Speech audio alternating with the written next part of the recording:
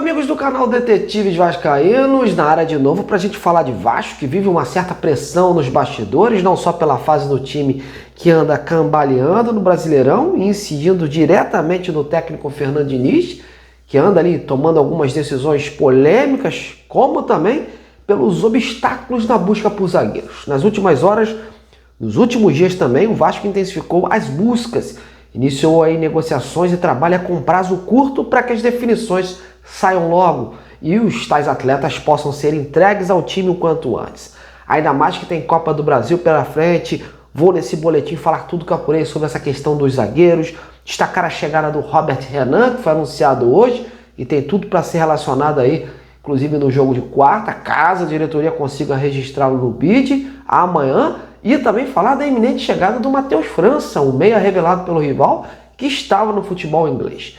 Muitos perguntando sobre como está a sua parte clínica e andei aí dando uma pesquisada para contar mais detalhes para vocês. Portanto, dedo nesse like, compartilhe o conteúdo, venha se juntar a nós nesta plataforma e fortaleça esse trabalho, dê sua moral. Bom, a coisa tá enrolada, minha gente, pro lado do Vasco. Também puderam. O time não consegue engrenar na temporada e está em vias de definir uma classificação à próxima fase da Copa do Brasil, em 2 duelos decisivos contra o bom time do Botafogo, que após ficar de fora da Libertadores, concentra suas atenções na Copa do Brasil e no Brasileirão. Ontem, por exemplo, ajudou o próprio Vasco na luta contra o rebaixamento ao derrotar de virada o Juventude lá em Caxias do Sul pelo Brasileirão. E por aqui, o mau momento do time vem respingando no Fernando Diniz, né, que não vem conseguindo extrair muita coisa da equipe.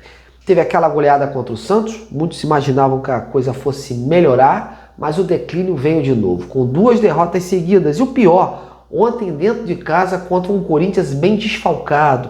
O Diniz tem sido muito cobrado por conta das suas decisões, anda fazendo aí muitas improvisações no elenco, tendo o grupo, os jogadores para as posições. Ciente dessas limitações, ele prefere manter as improvisações e se defende como pode.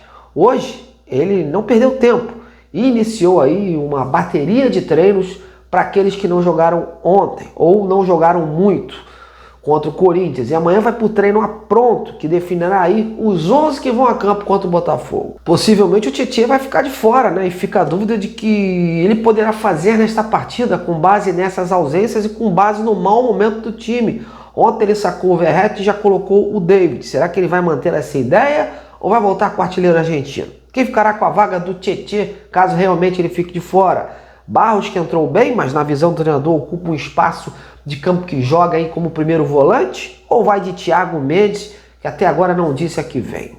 E a zaga, hein? Vamos de Hugo Moura novamente improvisado ou vai preferir fazer o feijão com arroz colocando ali as devidas peças no lugar? São perguntas hoje sem respostas. E no meio disso, cabe à diretoria acelerar a busca de contratações para dar mais opções e soluções ao treinador. E uma delas foi anunciado hoje, o zagueiro Robert Renan. O defensor chega com um contrato de empréstimo junto ao Zenit até o final de junho de 2026. Ele é tratado como a reposição imediata do Luiz Gustavo, que inclusive foi anunciado há pouco pelo Bahia. O Robert está motivado, já que era sonho dele e da sua família vestir a camisa do Vasco, clube do coração, e já foi para o campo hoje, fazer as atividades físicas e táticas. A diretoria trabalha para registrá-lo aí no BID até amanhã, data limite para que ele possa estar apto para atuar nas quartas de final da Copa do Brasil. Enquanto isso, as novas peças estão a caminho para se juntar ao Robert Renan, e uma delas é o meia Matheus França, cria do rival. Faltavam alguns detalhes burocráticos para o acerto do Vasco com o Crystal Palace, e nas últimas horas a situação avançou nesse sentido, e aí, como a gente já tinha informado aqui, muito também pela ajuda do seu empresário, que é vascaíno, né, e vê com bons olhos essa possibilidade do jogador recuperar a sua minutagem aqui no Rio de Janeiro. O Matheus vem para cá emprestado por 1 ano, mas sem valor aí de passe fixado, até porque o clube inglês não tem intenção de se desfazer do atleta que recebeu um alto investimento, né? O Vasco vai arcar aí com a maior parte do salário do meia, que está aí na casa de R$1 milhão, e uma pequena parte do salário dele, quem vai cobrir é o Crystal Palace. E outra coisa, meus amigos, o jogador até ontem ele estava em Londres com sua esposa e o filho pequeno, aguardando o aval para embarcar para o Brasil. E a previsão é que desembarque aí nesta terça-feira para a realização dos exames médicos e a sua assinatura do contrato. Aliás, muita gente questiona sobre como o jogador está fisicamente e clinicamente, porque é um atleta desde que foi contratado pelo Crystal Palace em 2023, que enfrentou aí um histórico de lesões por lá, lesões na virilha, na coluna. Eu hoje tentei falar com alguns jornalistas ingleses, mas eu não obtive sucesso.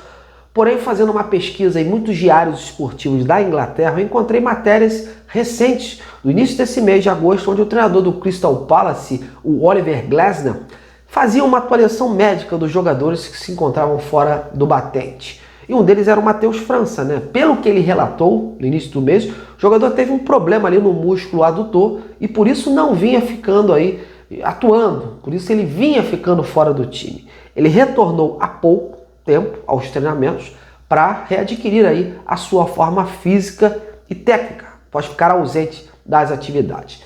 Então, ele está sem essa lesão no momento. Lembrando que ele chegou a perder uma pré-temporada inteira por conta das lesões que ele enfrentou desde a sua chegada por lá. E isso comprometeu e muito a sua adaptação no clube inglês. Fica a expectativa se ele estará realmente 100% e apto a jogar logo de cara, desde que seja, claro, regularizado. Bom, mas a grande busca do Vasco mesmo agora está concentrada no zagueiro direito, posição essa que antes da janela nem era aventada a possibilidade de reforços para o setor. Mas depois dos erros seguidos, dos problemas do sistema defensivo do Vasco, aliado às negociações de 2 zagueiros, a situação ficou insustentável. O Vasco foi ao mercado, buscou o Cuesta, levou o não do jogador. Buscou o Nino, levou o não do Zenit. E agora precisa correr quanto antes para acertar com alguém que possa chegar e jogar. E pensando nisso, 2 nomes nas últimas horas cresceram demais em São Januário, que foram os zagueiros Nathan Silva, ex-Atlético Mineiro, que atualmente defende o Pumas do México, e o do Joaquim, né? Já tinha sido falado aqui, do Tigres do México, estava inclusive hospitalizado por conta de uma forte pancada, né, que recebeu do goleiro na cabeça em uma partida pelo Campeonato Mexicano. Hoje as maiores possibilidades estão voltadas para o Nathan Silva, jogador que é o capitão do Pumas e vem sendo titular por lá. O Nathan foi vendido pelo Atlético Mineiro em junho de 2023, numa negociação que girou em torno ali dos 4 milhões de dólares. O clube mineiro ainda ficou com uma porcentagem dos seus direitos econômicos, algo em torno de 20%.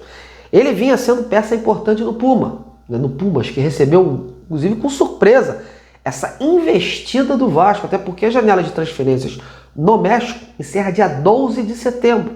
Para se desfazer de um titular, de um capitão, num curto espaço de tempo, já teria que ter um outro nome em vista, engatilhado, para substituí-lo. E o Vasco quer pressa, não tem mais tempo a perder. A zaga é uma posição contestada e vem jogando com improvisações do setor. A proposta está na mesa dos mexicanos, e o que se cogita é que esteja na casa aí, girando entre 5 a 6 milhões de euros com pagamento parcelado.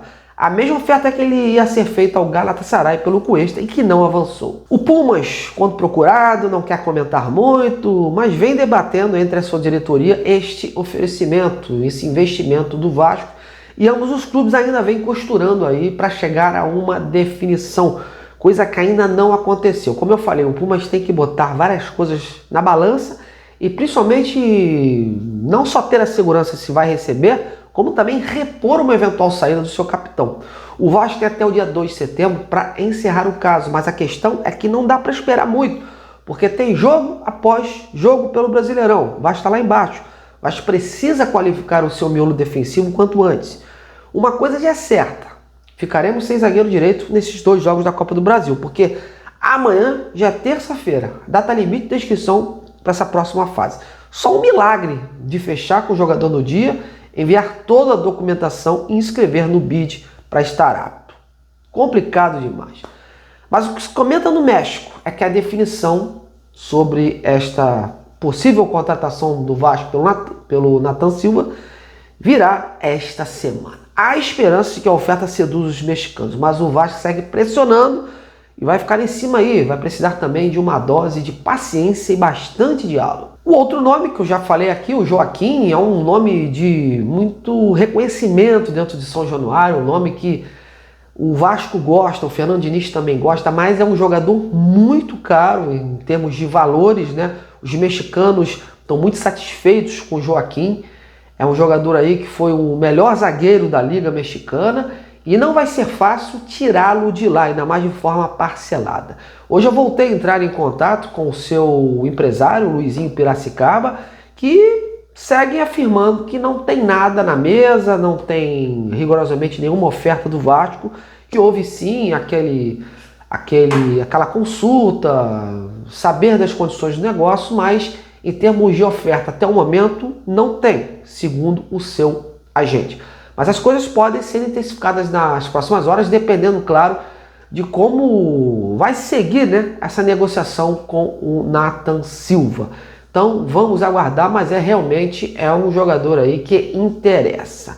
Enquanto isso, o clube segue buscando também paralelamente isso, outras alternativas de atletas que estejam jogando e possam chegar aqui e atuar de bate-pronto. Um nome que surgiu nas últimas horas, inclusive dado há pouco pelo companheiro Vene Casagrande, e a situação está confirmada, e eu pude confirmar com o entorno do jogador, é em relação a uma negociação que estava avançando pelo Léo Duarte, ex-Flamengo, e que atua na Turquia. O nome dele já havia sido cogitado nos bastidores do início desse mês, mas naquele momento não havia nada de concreto, era apenas especulação mesmo.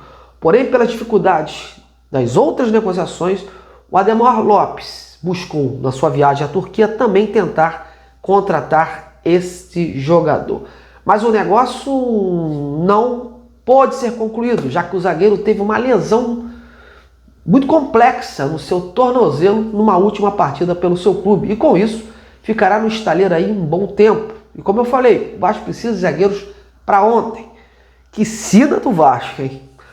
Bom, meus amigos, essas são as informações. As próximas horas prometem e serão determinantes para a chegada de um novo zagueiro central. Vamos aguardar.